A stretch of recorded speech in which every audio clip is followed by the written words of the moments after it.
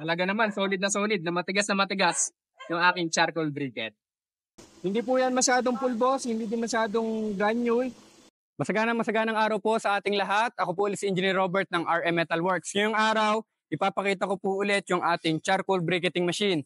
Ito naman po yung order sa atin ni Engineer Joe Ed Losanta. Yan, papadala pa po natin ito sa Capiz. Ayan, ang layo na naman nung mararating. Nung nakaraan, pumunta tayo sa Bukidnon o pinarating natin yung ating machine sa Bukidnon, sa Davao, sa Cebu, sa Antique at kung saan-saan pa. Ngayon naman sa Capiz. So all around the Philippines, kahit sa ibang bansa nakakarating yung ating mga makinarya. Huwag na natin patagalin, yung una nating tetestingin yung ating pulverizer, ito yung ating mixer, at ito yung ating charcoal briquetting machine. Tara po!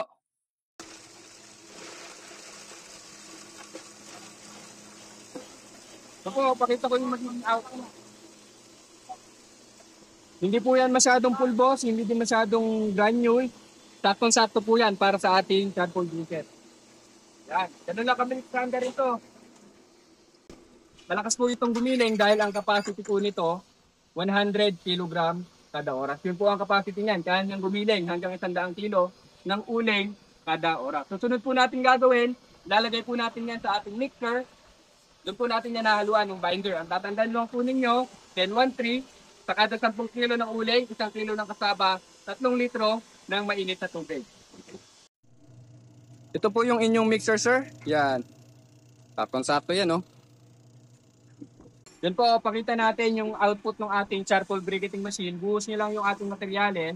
Lalabas na dito yan. Puputulin na lang natin yan. Depende dun sa haba na kailangan ng ating mga target clients. Yan. Ang kadalasan po niyan, standard yan, 2 inch. Yan. Pahabain natin. Dito nyo makikita na talagang maganda yung ating charcoal briquetter. Kaya po natin yung pahabain. Yan.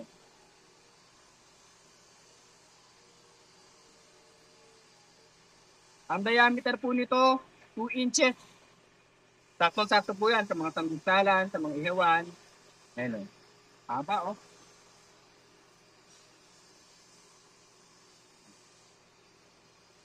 Oh. Bigat na niya. Ang haba ng aking charcoal briquettes. Black and long charcoal briquette. Kaya nga, ayun o. Putulin lang natin.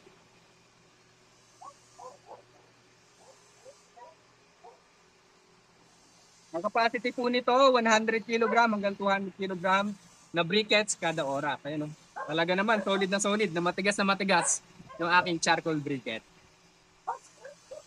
Solid yan, mataba yan, hindi ka mabibitin sa pag-iihaw. Talaga naman, yan ang gawang RM Metal Works. Muli po, ito po yung ating charcoal briquette set. Ito po yung in-order sa atin ni Engineer Joe Ed mula po sa lalawigan ng Capiz. Papadala po natin to bukas para po makarating sa kanyang area bago magpasko. Muli po, ito yung ating charcoal pulverizer, mixer, at yung ating briquetter. Sa mga nagtatanong po, ang presyo po natin ngayon dito ay 147,000. Tatlong machine na po yan o tatlong makina na po yan, tatlong aparato na yan. Kasama na po yung lahat ng motor, kaya gagamitin na lang. Muli po, ako po si Engineer Robert ng RM Metal Works. Kung meron po kayong mga katanungan, pwede po kayong mag-message sa mga numerong ilalagay ko sa inyong mga screen o sa aming Facebook page sa RM Metal Works. Pwede din po kayong mag-subscribe sa aming YouTube channel at aming TikTok account. Kung meron din po kayong panahon, pwede po kayong mag-visit o bumisita dito sa ating kagawaan para makita po ninyo yung iba't ibang makinarya na meron dito sa RM Metal Works. Maraming salamat po. Magkita-kita pa po tayo sa susunod nating mga vlogs.